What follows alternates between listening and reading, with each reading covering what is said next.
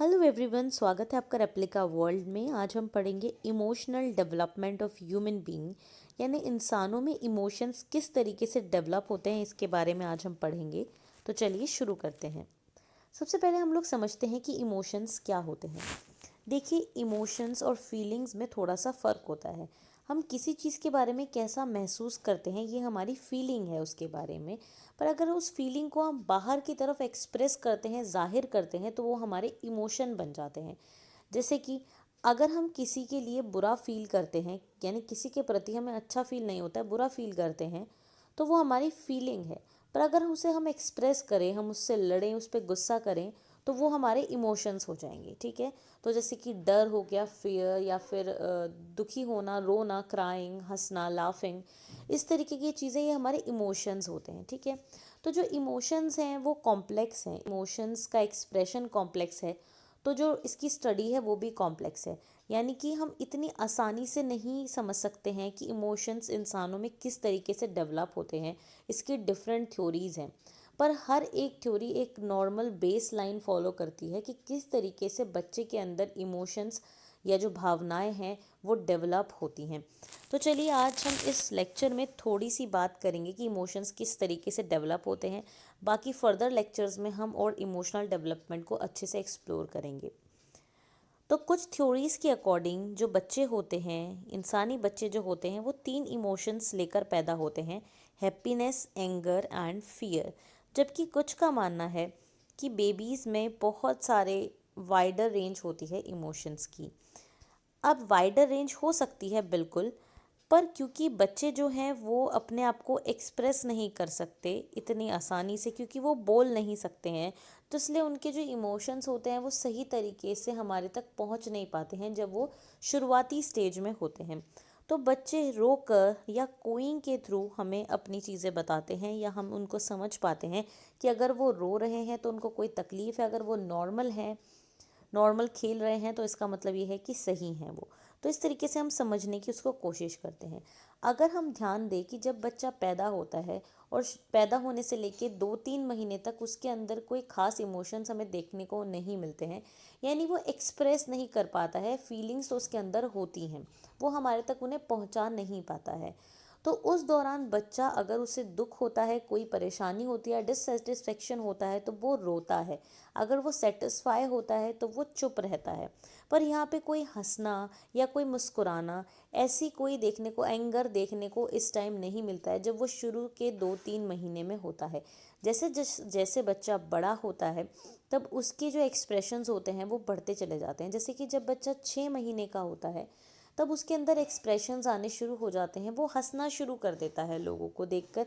पर ये जो हंसी होती है, ये बाहर की चीज़ों से ज़्यादा नहीं, ये अंदर की चीज़ से प्रेरित होती है। यानी कि बच्चे खुद ही, जब उनका मन होता है तो वो मुस्कुराते हैं, जब उनका मन नहीं होता है वो नहीं मुस्कुराते हैं। पर यहाँ पे परेशानी होने पर वो रोते ज़रूर हैं। इस तरीके से समय आते आते, आगे बढ़ते बढ़ते, बच्चों के जो एक्सप्रेशंस होते हैं, यानी कि जो उसके उनके इमोशंस हैं, वो अच्छे से एक्सप्रेस होना शुरू हो जाते हैं। जैसे बच्चा थोड़ा सा और बड़ा होता है और उसके अंदर ऑब्जेक्ट परमियंस वाला कंसेप्ट आ जाता है कि अगर कोई चीज़ हमारे सामने नहीं दिख रही है तो अभी भी वो एग्जिस्ट करती है। तब अगर कोई चीज़ हम उससे ले लेते हैं, उसे छीन लेते हैं, तो वो रोना शुरू कर देता है, गुस्सा दिखाना शुरू कर देता है, क्योंकि उसको अब पता लग गया है कि वो चीज़ अभी भी है, अगर वो मुझसे ले ली गई है तब भी। तब बच्चा एंगर वाला इमोशन शो करता है। इस दौरान जब बच्चा 7 से 8 महीने का होता है तो वो सोशल स्माइल भी शो करने लगता है, यानी कि वो लोगों को देख के मुस्कुराना भी शुरू कर देता है। यहाँ पे अगर हम बच्चे के साथ खेलते हैं तो वो हमारी बातों की वजह से प्रभावित होकर हंसता है या रोता है, या थोड़े से एक्सप्रेशन दिखाता है। इस तरीके से जब बच्चा बढ़ता रहता है और वो चलना सीख रहा होता है, उस दौरान बच्चे के अंदर रैपिड मूड स्विंग्स आते हैं, यानी उसके इमोशन बहुत तेज़ी से बदलते हैं और वो इमोशंस बहुत ज़्यादा इंटेंस होते हैं। जैसे अगर उसको कोई चीज़ चाहिए होती है, हम उससे ले लेते हैं, तो वो बहुत तेज़ चिल्लाता है, बहुत रोना शुरू कर देता है। पर थोड़े टाइम में वो एकदम भूल जाता है उसको, और फिर वो कुछ और अपने काम में लग जाता है। जैसे कि वो टीवी देखने लगेगा, किसी और चीज़ के साथ खेलने लगेगा, जो भी चीज़ें वो करेगा, एकदम उस चीज़ को फिर भूल जाता है, उस मूड से वो निकल जाता है। तो इसलिए कहते हैं कि बच्चे के अंदर उस दौरान रैपिड मूड स्विंग्स होते हैं। जैसे जैसे बच्चा बढ़ रहा होता है तो वर्ल्ड को वो एक्सप्लोर कर रहा होता है, वो देख रहा होता है गुड एक्सपीरियंसेस और बैड एक्सपीरियंसेस के थ्रू वर्ल्ड को। तो यहाँ पे शुरू में जो स्टेज होती है बच्चे की वो पेन एंड प्लेजर पे डिपेंड करती है, जहाँ पे पेन और प्लेजर के अकॉर्डिंग उसके इमोशन एक्सप्रेस होते हैं। पर जैसे जैसे वो कुछ मंथ्स का होने लगता है, 7-8 महीने, 9 महीने, 1 साल, तो फिर धीरे धीरे बाहर की क्रियाओं से उसकी प्रतिक्रिया होने लगती है। जैसे ही बच्चा अपने दूसरे साल में एंटर कर रहा होता है, उस दौरान बच्चे की लैंग्वेज भी डेवलप हो रही होती है और काफ़ी शब्द उसने बोलना शुरू कर दिया होता है। तो इस दौरान वो बोलकर भी अपनी बातों को बताना शुरू कर देता है। जब बच्चा कुछ वर्ड्स के सेंटेंसेस बनाना शुरू कर देता है, तब वो कुछ प्रोडक्टिव चीज़ें भी करने लगता है, जैसे कि स्टोरी बनाना, बात बताना, कोई इस तरीके के काम वो करना शुरू कर देता है। कुछ ऐसे काम भी बच्चा करता है जो कि अननेसेसरी होते हैं, जैसे कि अगर वो किसी शॉप में जाता है, आपने देखा होगा कि जो छोटे बच्चे होते हैं, जो 2 से लेकर 4 या 5 साल तक के बच्चे होते हैं, अगर वो किसी शॉप पे जाते हैं या कहीं मार्केट में जाते हैं, उन्हें कोई चीज़ पसंद आती है और अगर उनको ना दिलाई जाए तो वो रोना शुरू कर देते हैं। हालांकि वो सचमुच में नहीं रो रहे होते हैं, वो एक टाइप का ड्रामा कर रहे होते हैं ताकि उन्हें वो चीज़ मिल जाए। तो टेंट्रम्स इस तरीके के बच्चे करना शुरू कर देते हैं। यहाँ पे बच्चे अपने आप को एक्सप्रेस कर रहे होते हैं कि उन्हें वो चीज़ चाहिए। आपने देखा होगा कि जैसे ही उन्हें वो चीज़ दिला दी जाती है तो उनका रोना एकदम ख़त्म हो जाता है। तो इस तरीके से बच्चे करना शुरू कर देते हैं, तो अपने इमोशंस को अब वो एक्सप्रेस करना शुरू कर देते हैं। यहाँ पे एक इम्पॉर्टेंट चीज़ है कि जो केयर गिवर होता है, यानी कि जो लोग बच्चे का ध्यान रखते हैं, बच्चे का स्पेशल अटैचमेंट होता है उन लोगों से। जब बच्चा 1 से 2 साल का होता है या 3 साल तक का भी होता है, तब बच्चे और केयर गिवर जो है बहुत ज़्यादा स्ट्रांगली बॉन्डेड होते हैं, यानी कि बच्चा पूरी तरीके से रिलाई करता है अपने केयर गिवर पे।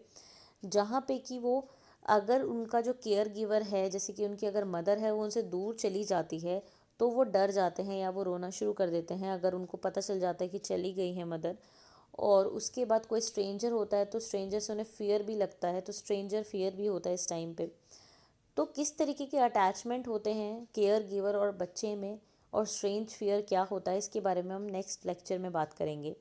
फिलहाल एक्सप्रेसिंग इमोशंस जब बच्चे के अंदर आ जाता है, तो बच्चा अच्छे से अपने इमोशंस को एक्सप्रेस करना सीख जाता है, और जैसे जैसे बच्चा एज में आगे बढ़ता है तो उसकी इमोशंस का एक्सप्रेशन और ज़्यादा कॉम्प्लेक्स हो जाता है और इमोशंस उसके अंदर डेवलप होना और एक्सप्रेस होना शुरू हो जाते हैं। फिर जो नेक्स्ट स्टेज आती है, जब बच्चा स्कूल में जाता है, जब अपने प्री स्कूल में जाता है, तब तक इमोशंस तो वो एक्सप्रेस कर रहा होता है, पर उन इमोशंस को मैनेज करना उसे नहीं आता है। तो जब वो स्कूल में जाता है और बच्चों के साथ खेलता है, उठता है, बैठता है, सीखता है, तो यहाँ पर बच्चों के साथ उसके क्लैशेस भी होते हैं और बच्चों के साथ, क्योंकि उसे चीज़ों को शेयर करना नहीं आता, एडजस्ट करना नहीं आता है। पर क्योंकि यहाँ पे उसके पेरेंट्स नहीं होते हैं, तो वो किसी से जाके कंप्लेन नहीं कर सकता है, किसी के भरोसे नहीं रह सकता, उसे खुद ही उस इन्वायरमेंट के साथ एडजस्ट करना होता है। तो प्री स्कूल में एक बच्चा दूसरे बच्चों के साथ एडजस्ट करना सीखता है, और यहाँ पे उसे बहुत सारी अपॉर्चुनिटी मिलती हैं, जिससे कि जो उसके इमोशंस हैं उनका एक्सप्रेशन भी बेहतर हो पाए और उनका मैनेजमेंट खास तौर पे बेहतर हो पाए। और इसीलिए यहाँ पे ये एक मैनेजिंग स्टेज होती है जहाँ पे इमोशंस मैनेज करता है बच्चा। और फिर जैसे जैसे बच्चा धीरे धीरे आगे बढ़ता है स्कूल लाइफ में भी और अपनी नॉर्मल लाइफ में भी, तो उसके इमोशंस और अच्छे से वो एक्सप्रेस करने लगता है। और फिर जैसे ही वो 8 से 9 साल का हो जाता है, तब वो दूसरे के इमोशंस भी समझना शुरू कर देता है कि हाँ, दूसरे लोग भी कुछ फील करते हैं, उनके भी कुछ इमोशंस हैं। और एज में बढ़ते बढ़ते जो बच्चा होता है, जब वो अडोलसेंट हो जाता है, तो वो बहुत अच्छे से अपने आप को एक्सप्रेस भी कर लेता है और के इमोशंस समझ भी लेता है। हालांकि अभी भी उसके फीलिंग्स को लेके दूसरों के साथ उसके क्लैशेस चलते रहते हैं, जो कि समय के साथ अपने आप रिजॉल्व भी हो जाते हैं। तो इस तरीके से जो इमोशंस हैं वो डेवलप होते हैं, एक्सप्रेस होते हैं, मैनेज होते हैं एक ह्यूमन बीइंग के अंदर। तो ये एक ब्रीफ आइडिया आज हमने लिया, बाकी अगले लेक्चर्स में हम और डिटेल में इसके बारे में बात करेंगे। तो आज के लिए सिर्फ इतना ही। मैं उम्मीद करती हूँ वीडियो आपको अच्छी लगी होगी। अच्छी लगी तो लाइक ज़रूर करें, शेयर करें और एप्लीकेबल को सब्सक्राइब करें।